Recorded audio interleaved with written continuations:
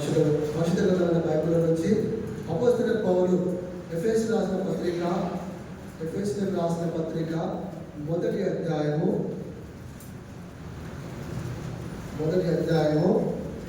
4, 5, 6 వచనాలు కలిసి ఉన్నాయి.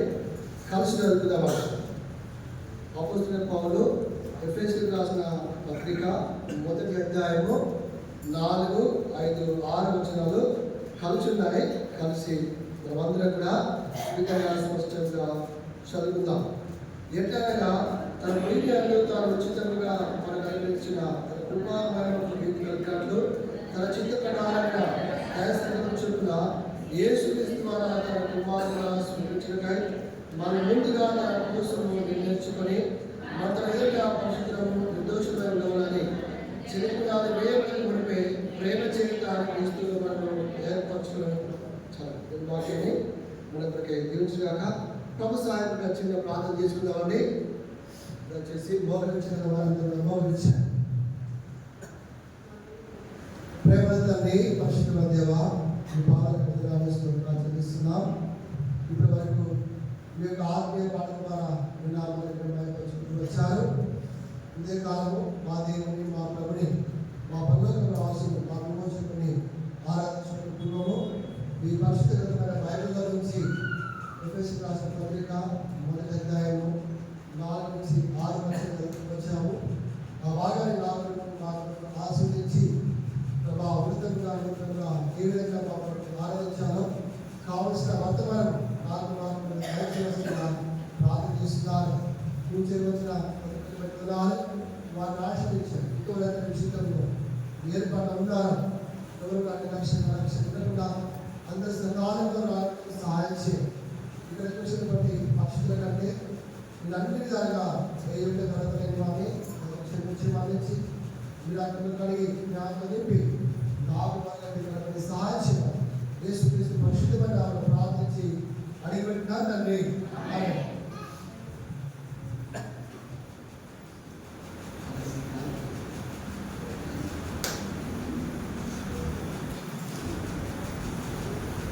దయచేసి చదవండి.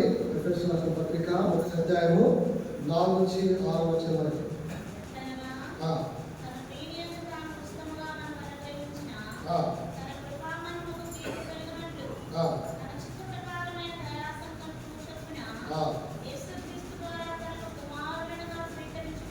చాలా యేసుక్రీస్తు ద్వారా తన కుమారునిగా స్వీకరించుటకై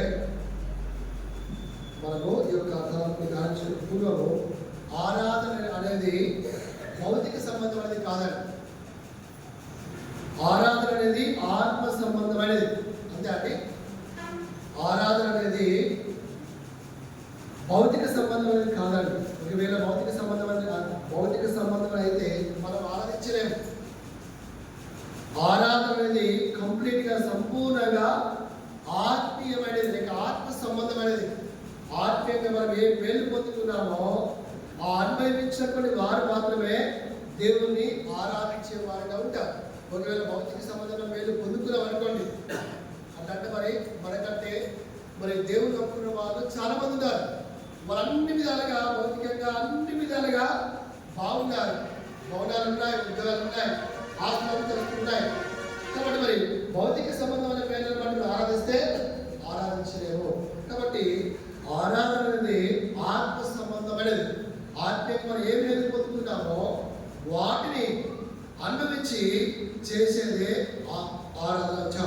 సరే, ఇక్కడ ఉచిత తలంపు. ఇక్కడ యేసుక్రీస్తు ద్వారా తనకు కుమారునిగా స్వీకరించుటకై, ఇక్కడ ఇంత కొంచెం చూసినట్లయితే తన కృప మహిమకు కీర్తి కలుగునట్లు తన చిత్త ప్రకారమైన దయ సంకల్పం చొప్పున యేసుక్రీస్తు ద్వారా తనకు కుమారునిగా స్వీకరించుటకై. కాబట్టి తండ్రి అయిన దేవుడు యేసుక్రీస్తు ద్వారా మనందరినీ కుమారునిగా స్వీకరించాడు, కుమార్తెలుగా స్వీకరించాడు. దాన్ని బట్టి మనం దేవుణ్ణి ఆరాధించే వారిగా వచ్చుదా, ఆ యొక్క ధన్యతని బట్టి దేవుణ్ణి మనము కనపరిచే వారిగా వచ్చుదా.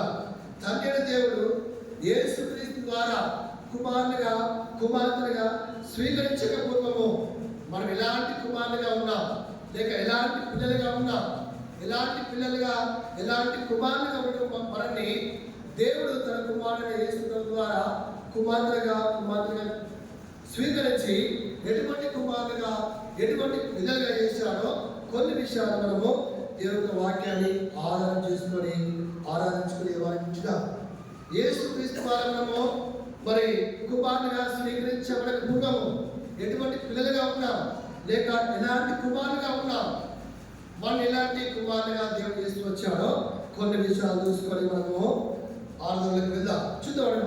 మొదటి తరపుగా యోహాను రాసిన మొదటి పత్రిక 3వ అధ్యాయము 10వ వచనం. యోహాను రాసిన మొదటి పత్రిక 3వ అధ్యాయం 10వ వచనం అని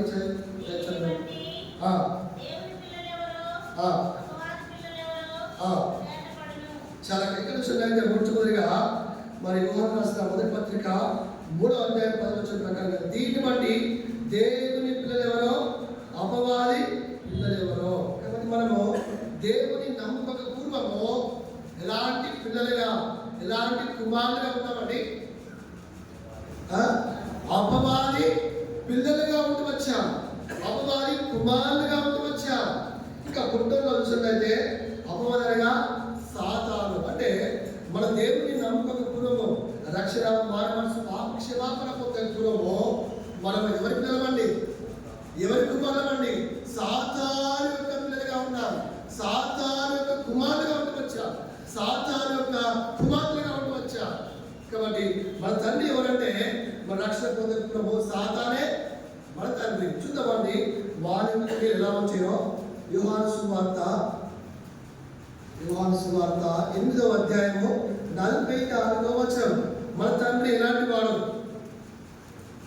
యోహాను సువార్త 8వ అధ్యాయము 44వ వచనం.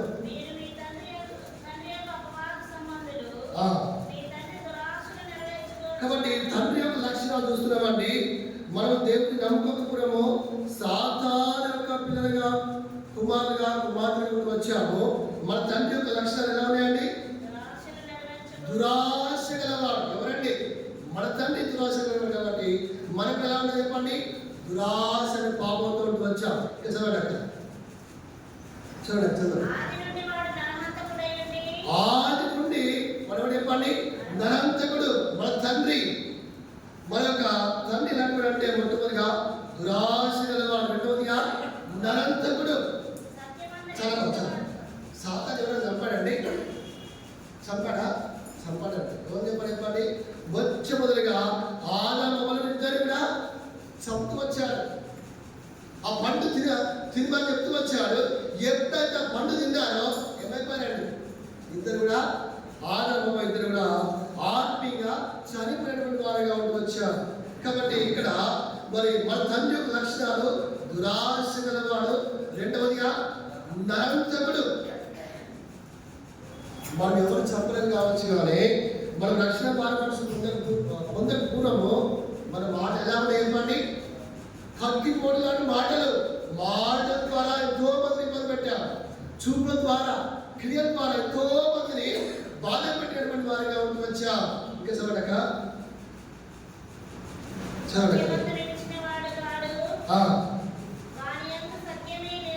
వాని అందు సత్యమే లేదు. సత్యం అంటే ఎవరండి? యేసువే సత్యము. చదవండి.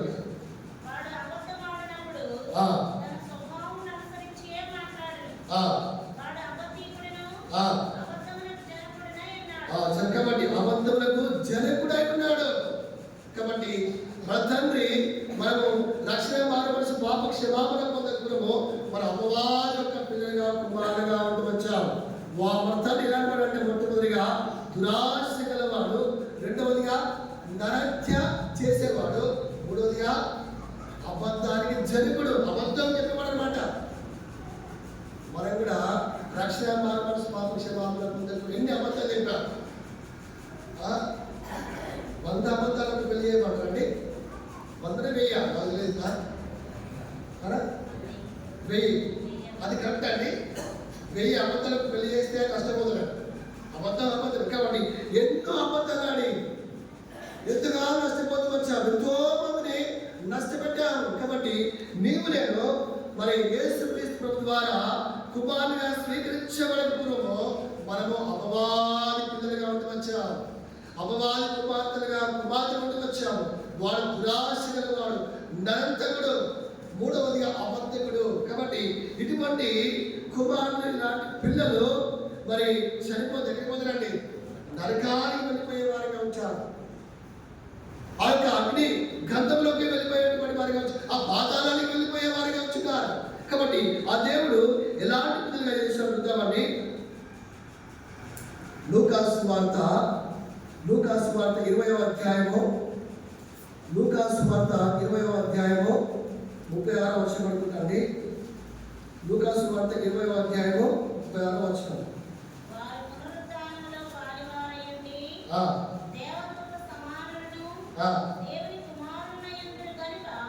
ఇక్కడ 36వ వచనం చూసినట్లయితే మరి పాలివారయుడి అటువంటి మాట మీద 3 అంకె ఉందండి. చూడండి కింది కుట్లలో చూడండి. దేవుడికి ఇదే వర్షం చూసినట్లయితే వారు పునరుద్ధానము పాలివారయుడి దేవదూత సమానులు దేవుని కుమారులై ఉందురు గనక వారికను చావనేరడు. కాబట్టి అపవాది కుమారులుగా ఉన్నటువంటి మనల్ని దేవుడు యేసుక్రీస్తు ప్రభు ద్వారా ఎటువంటి కుమారులు చేశాడండి? దేవుని కుమారుగా వేసి వచ్చాడు. చూడండి, మా పరిశుద్ధ గ్రంథంలో ఆ యొక్క గొలియాతును 40 రోజుల నుంచి ఆ యొక్క ఇశ్రాయేలు ప్రజలందరినీ కూడా ఎంతగానో సవాల్ చేస్తున్నాడు, కృంగదీస్తున్నాడు, తిరుగుతున్నాడు.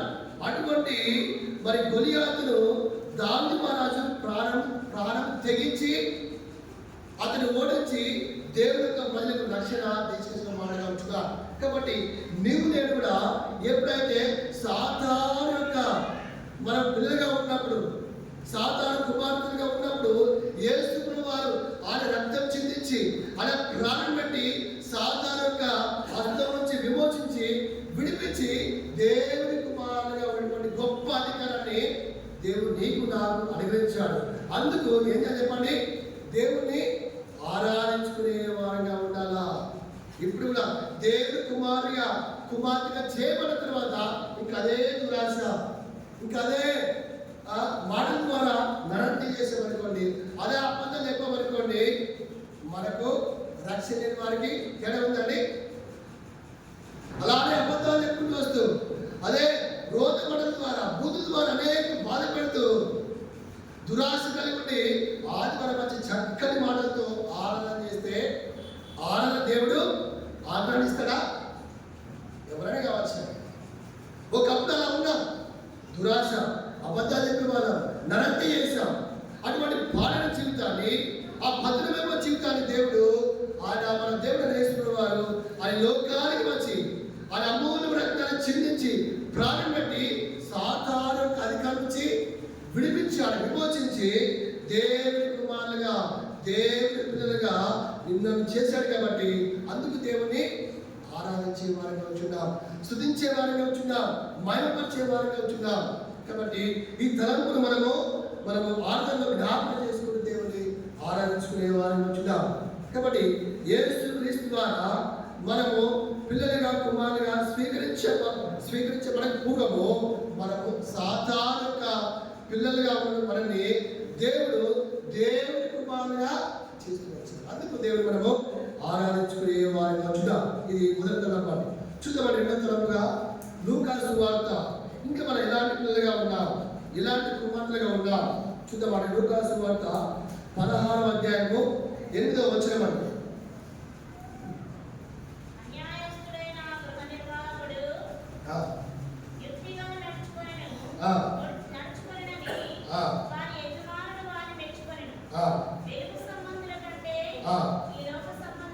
చలక ఈ లోక సంబంధులు, ఈ లోక సంబంధం పదం మీద 2 అంకె ఉందండి. చూడండి దయచేసి ఫుట్నోట్లో. ఈ యొక్క యుగపు కుమారులు లేక ఈ లోకపు కుమారులు దేవుని మనము రక్షకుడిగా అంగీకరించక పూర్వము, మనము రక్షింపబడక పూర్వము ఎటువంటి కుమారులుగా ఉన్నామంటే రెండవదిగా ఈ యొక్క యుగపు కుమారులుగా ఈ లోకపు కుమారుడుగా ఉంటూ వచ్చారు. లోకంలో ఏముందండి? లోకంలో ఏముంది? అవును, అది ఉందండి. అందుకని ఇప్పుడు ఒకటి చూద్దాం. యోహాను సువార్త 1వ అధ్యాయము. ఈ లోకంలో ఏముందండి? యోహాను సువార్త 1వ అధ్యాయము 9వ వచనం. నిజమైన వెలుగు ఉండెను, అది లోకంలోనికి వచ్చు ప్రతి మనిషిని వెలిగించుచున్నది. లోకంలో ఏమో చెప్పండి? చీకటి అన్నమాట. కాబట్టి నీవు నేను రక్షణ మారు మనసు పాప క్షమాపణ పొందకపోవడము ఈ యొక్క యుగ కుమారులుగా అనగా ఈ లోకంలో ఉన్నాం. లోకంలో చీకటిలో ఉండవచ్చా? చీకటిలో కూర్చున్నాం, చీకటిలో మాట్లాడాం, చీకటిలో చేయకుండా ప్రతి పాపన చేసి చేసి చేసి చెడిపోయాం, పాడైపోయాం. ఇంకా చీకటిలో ఏముందండి? యోహాను సువార్త 1వ అధ్యాయం 29వ వచనం దయచేసి.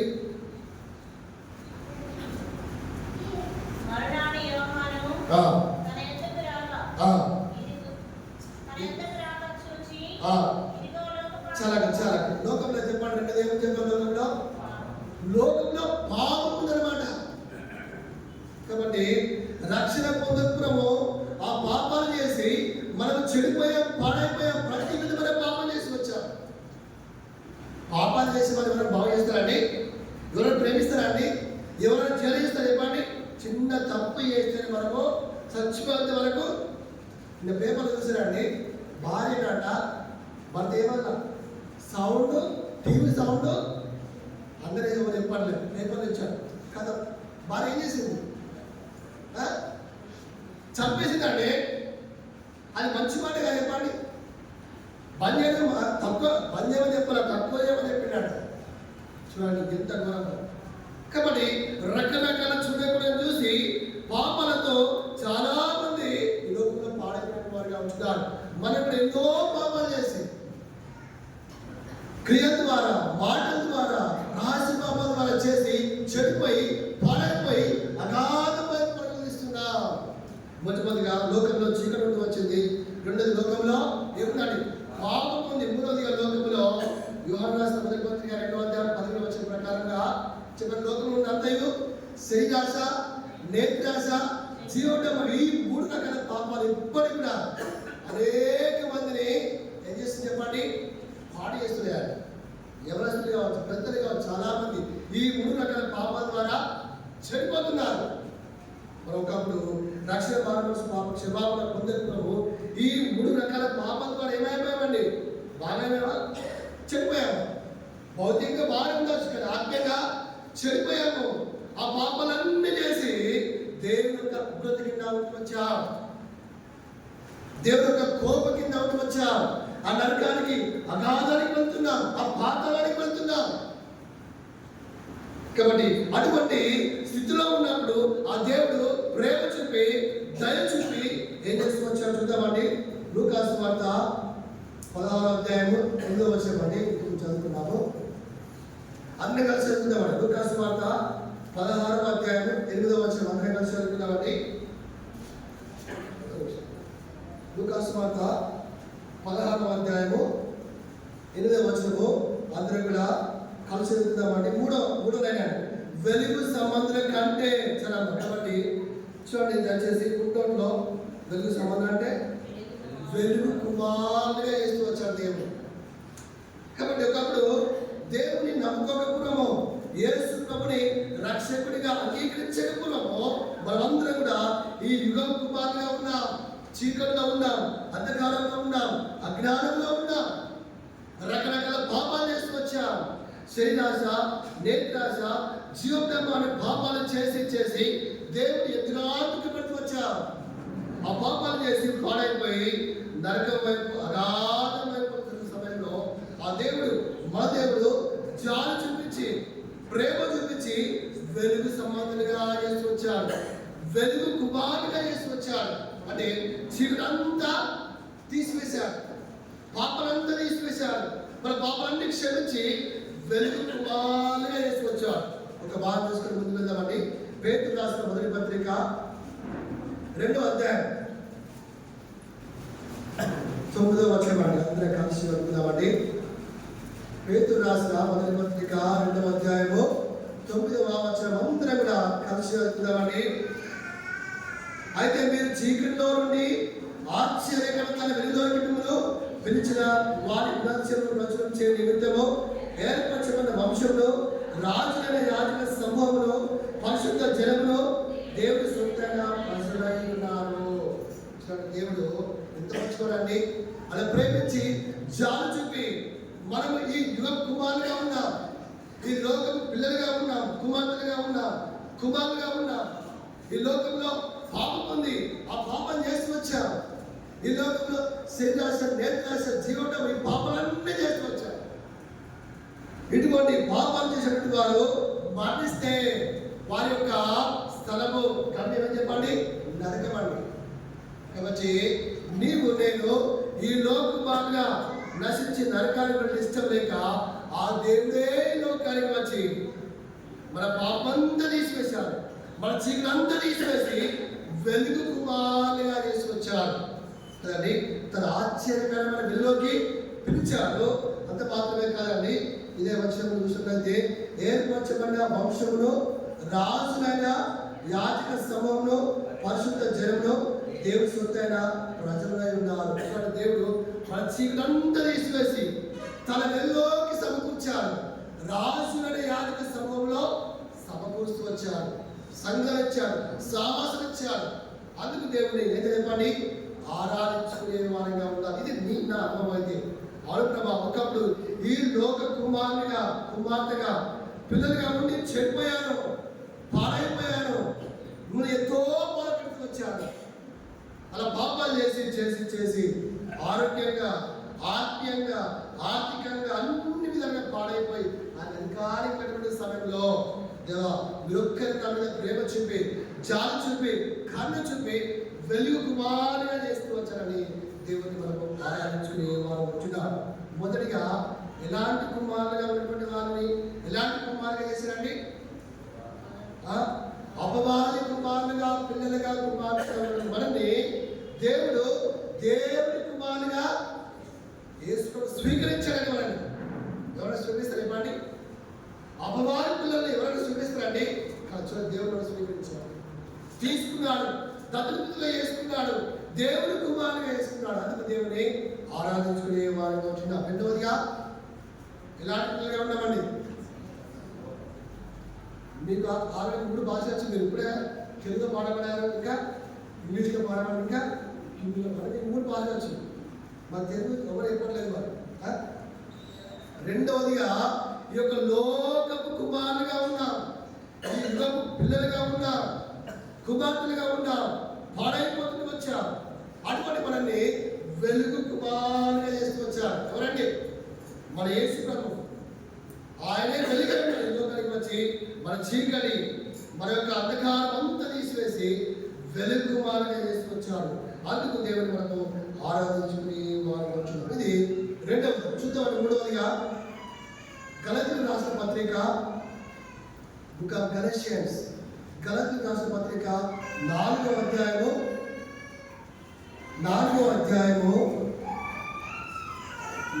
అధ్యాయము 22-23 వర్షాలు దయచేసి.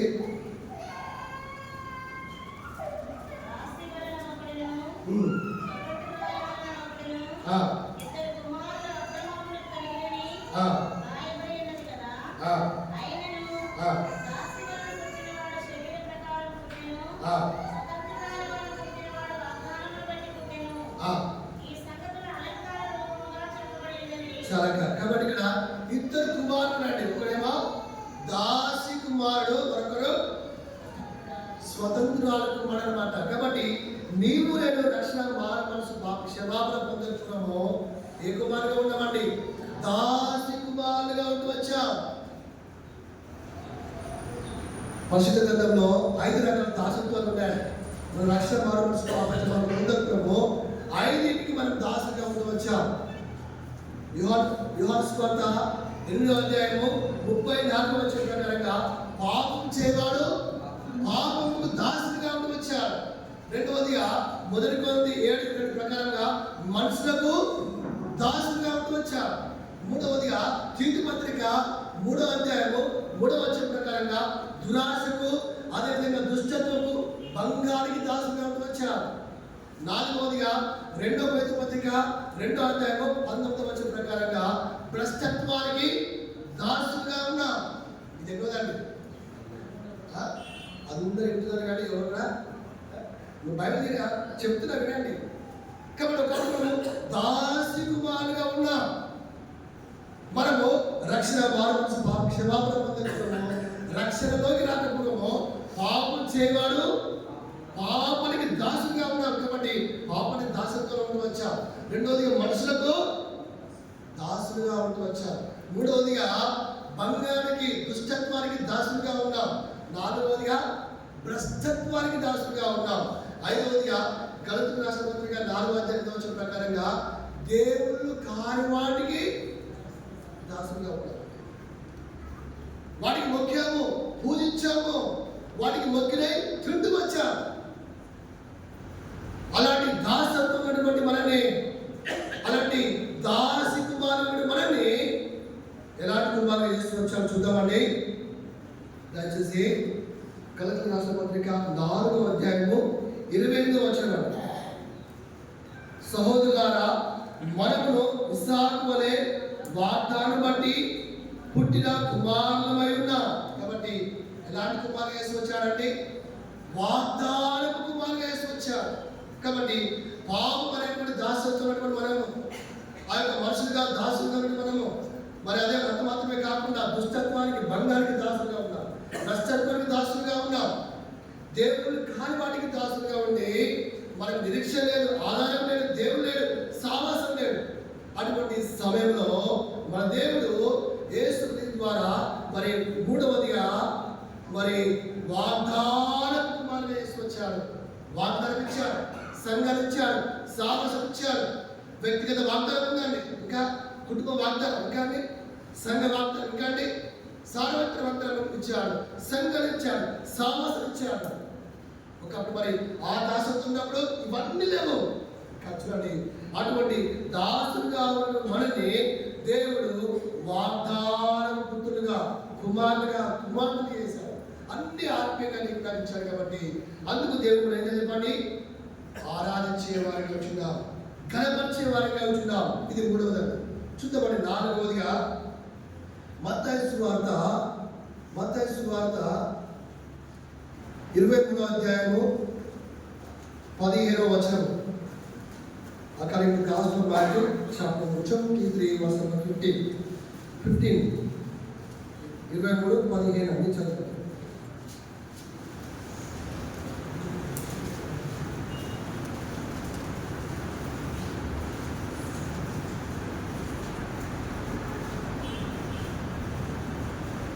అందరూ కలిసి చదువుదామండి. చివరి భాగం మత్తయి సువార్త 23వ అధ్యాయము 15వ వచనము చివరి భాగం అండి. అతని మీకంటే రెండంతల నరక పాత్రగా చేయుదురు. పాత్రులైనటువంటి మాట మీద ఒకటో వాక్యం ఉంది చూడండి. పుస్తకంలో నరకపు కుమారులుగా ఉన్నాం. కాబట్టి మనము రక్షణ మానవ పాప క్షమాపణ పొందుకున్నాము, దేవుణ్ణి యేసును సొంత రక్షకునిగా అంగీకరించుకున్నాము. ఎలాంటి కుమారులు అండి? నరకపు కుమారులుగా ఉన్నాం. నరకంలో ఏముంటాయండి? కేకలు ఉంటాయి. నరకంలో ఏముంటుందండి? యాతనలు ఉంటాయి. నరకంలో ఏముంటుంది? బాధ ఉంటుందండి. ఎంతకాలం చెప్పండి? శాశ్వత కాలము అక్కడ ఉండాలి. కాబట్టి నీవు నేను పాపం చేశాం కాబట్టి మనము నరకానికి వెళ్ళాలా, అక్కడ కాలాలా, అక్కడ అగ్ని ఆడదు, పురుగు చావ తెల్ల కాలము ఉండాలి. కాబట్టి నీవు నేను రక్షణ మనసు పాప క్షమాపణ పొందుకున్నాము, నరకము కుమారులుగా ఉన్నాం. ఇలాంటి వారిని ఎవరైనా స్వీకరిస్తారండి?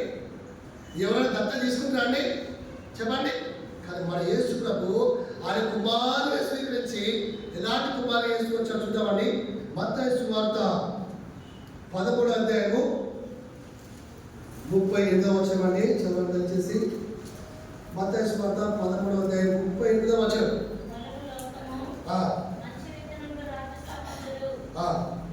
చలక మంచి విత్తనములు రాజ్య సంబంధులు ఒక మాట ఉందండి. ఒకటో నెంబర్ చూడండి పుట్టినోట్లో. కుమారులు? రాజ్యపు కుమారులు యేసు వచ్చారు. మా దేవుడు మంచివాడే కాదు చెప్పండి, ప్రేమగల వాడు కాదు చెప్పండి, దయగల వాడు కాదు చెప్పండి. ఆయన మంచివాడు, దయగలవాడు, ప్రేమగలవాడు, జాలిగలవాడు. మనము నరక మాత్రము, మనకు నరకము ధిక్కాన్ని.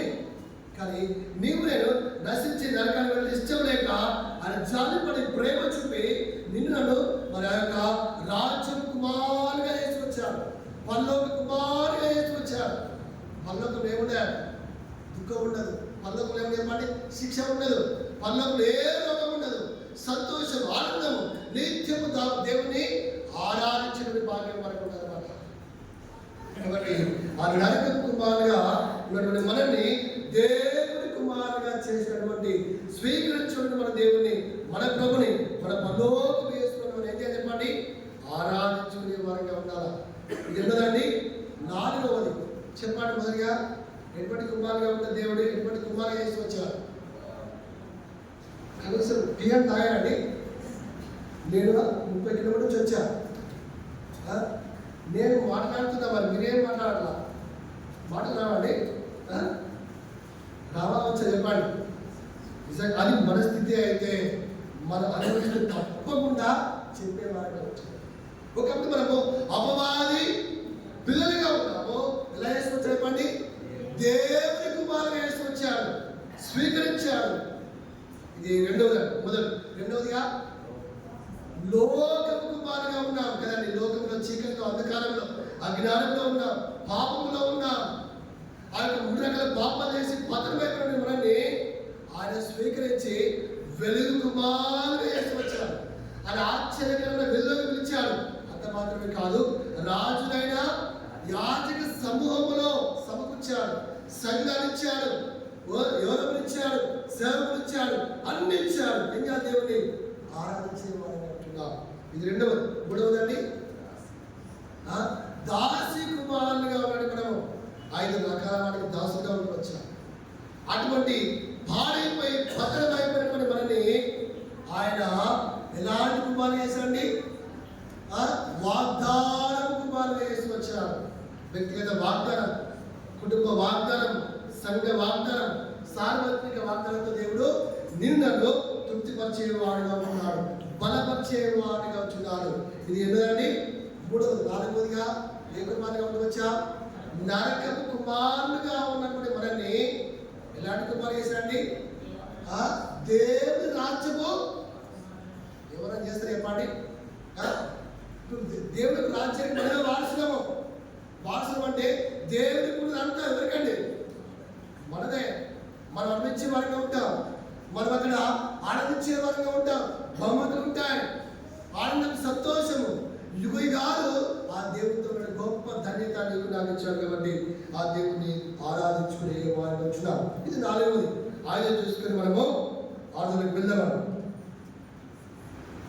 ఎఫెసీ రాసిన పత్రిక 5వ అధ్యాయము 7వ వచనం. అపోస్తలుడైన పౌలు ఎఫెసీయులకు రాసిన పత్రిక 5వ అధ్యాయము 7వ వచనం చదవండి.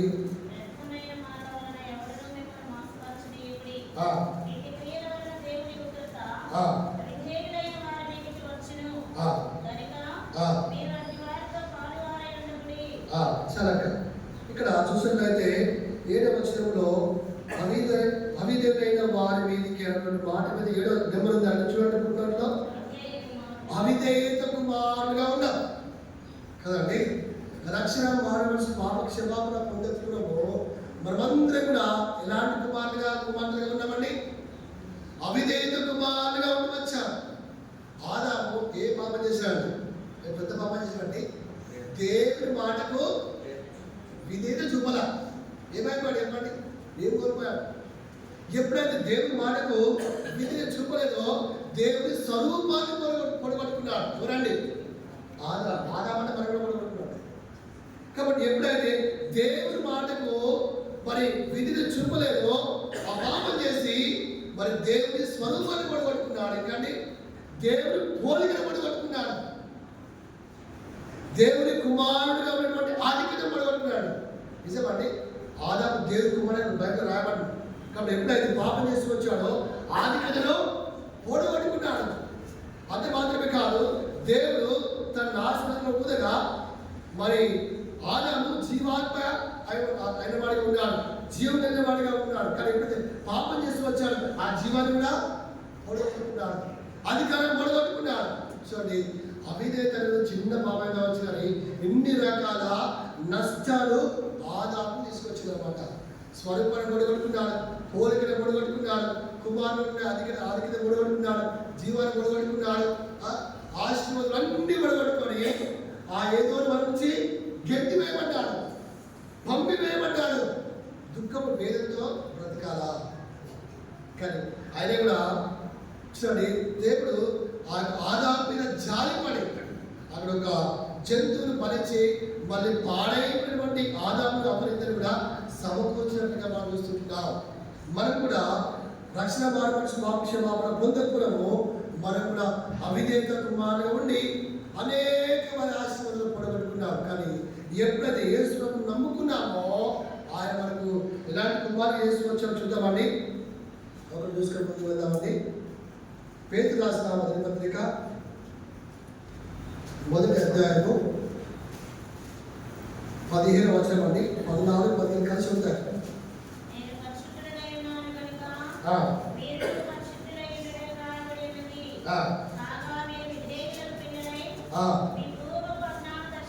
కాబట్టి దేవుడు ఎలాంటి కుమారులు చేసుకొచ్చాడండి? మరి విధేయులను పిల్లలుగా చేసుకొచ్చాడు. కాబట్టి ఒకప్పుడు అవిధేయులుగా ఉండి పాడుపాలు చేశాడు. ఇప్పుడు దేవుడు చూడాను విధేయులను పిల్లలుగా చేసుకొచ్చాడు. కాబట్టి ఇలా ఉండాలి కూడా ఇక్కడ రాశాడు దేవుడు. అందుకు మనం దేవుని ఆరాధించుకునేటువంటి వారిని వచ్చిన ప్రభా, అవిధేయంగా ఉండి పాడైపోయాను, భద్రమైపోయాను, అన్ని మొదలుపెట్టిన ప్రభా. ఆదాము ఏదైతే మొదలుపెట్టాడో అంతకంటే ఎక్కువనే మొదలుపెట్టుకున్నాను. నేను నరకానికి వెళ్ళిపోవాలా, అగాధంలో ఉండాలా. కానీ దేవా, నీవు నన్ను కుమారుడిగా స్వీకరించి విధేయమైనటువంటి కుమార్తెగా నన్ను చేసేవాడిని. దేవుడు మనము ఆరాధించుకునే వారిలో చూద్దాం. 5 నిమిషాలు చెప్తూ వచ్చా చెప్పండి దయచేసి. దేవుడు తండ్రి దేవుడు యేసుక్రీస్తు ద్వారా కుమారునిగా స్వీకరించాడు. అందుకు దేవుడిని ఆరాధించాలా. ఎలాంటి కుమారులుగా ఉంటే ఎలాంటి కుమారులుగా చేసి ఆయన స్వీకరించాడు. మొట్టమొదటిగా అపవాది కుమారులుగా ఉన్నాడు. వాడు ఏం చేస్తే దురాశపడు వాడు. ఇంకా అండి నరంతకుడు మాటల ద్వారా తునిలో అంట ఒక అన్న చూపులతోనే చూస్తే తాటలా గుడిసె కాలిపోయిందట. అంత డేంజర్ అంట. మన చూపు చాలా తెలుసా అండి. కాబట్టి మనం ఎవరు చంపలేకపోవచ్చు, కానీ మాటల ద్వారా, క్రియల ద్వారా, చూపుల ద్వారా ఎంతో మంది చంపారు, బాధ పెట్టారు. ఎందుకంటే మన తండ్రి అపవాదిగా ఉన్నాం. ఇంకా అండి అబద్ధకుడు. మన అబద్ధం చెప్పచ్చా అండి? చెప్పచ్చా? రక్షణ మంది ప్రతి ఆదివారం పాల్గొంది కూడా చాలా మంది ఇప్పుడు సేవ కూడా చెప్తున్నారు. మా పేరు ఎంత బాగుండేదో పెద్ద గుడిగా ఎవరు ఎప్పుడే అండి సేవకు నా పెద్దలు ఎవరు అబద్ధం ఎప్పుడు ఎట్టుకోవాలా, నరకానికి వెళ్ళిపోవచ్చు. కాబట్టి అటువంటి స్థితిలో ఉన్న మనకి దేవుడు ఎలాంటి కుమారులు వేసాడండి? దేవుడి కుమారులు వేసి వచ్చారు. మన దేవుడు అబద్ధం చెప్తాడండి? యేసు అబద్ధం చెప్పాడా? ఆయన నిజం చెప్తూ వచ్చాడు. ఆయన సత్యవంతుడు, ఆయన వెలుగైనాడు. కాబట్టి మనం అలానే జీవించి ఆరాధించే వారిని ఉంటున్నాం. ఇది మొదటి. రెండవదిగా ఎక్కువ బలం అండి. మర్చిపోయారా? లోకములో ఉన్నాం. సంఘానికి సామస్యం దూరంగా ఉండి పాపాలు చేసి వచ్చాం, భద్రమైపోయాం. అటువంటి మనల్ని దేవుడు వెలుగు కుమారుగా వేసి వచ్చాం. చీకటి జీవితం, చీకటి మనసు అంతా తీసివేసి వెలుగు సంబంధం వేసి వచ్చారు. అందుకు దేవుని ఆరాధించుకునే వారంగా వచ్చినాం. ఇది రెండవది. మూడవదండి, దాసి కుమారుగా ఉండి అన్ని నష్టపోయారు. కానీ మనల్ని దేవుడు వాగ్దానం పుత్రులుగా కుమారుగా వేసి వచ్చారు. అందుకు దేవుడిని ఆరాధించాలి. నాలుగవదిగా నరక పాత్ర మనల్ని దేవుడు పరలోకపు కుమారుగా వేసి వచ్చారు, రాజ్య కుమారుగా వేసి వచ్చారు. ఐదవదిగా అండి అవిధేయమైన మనల్ని విధేయత కుమారులు వేసుకొచ్చారు. అందుకు దేవుడు మనము ఆరాధించుకునే వారు వచ్చిన అప్పుడు వాక్యం దీవించి వాక్యంలో ఆలోచన సహాయం చేయగాక.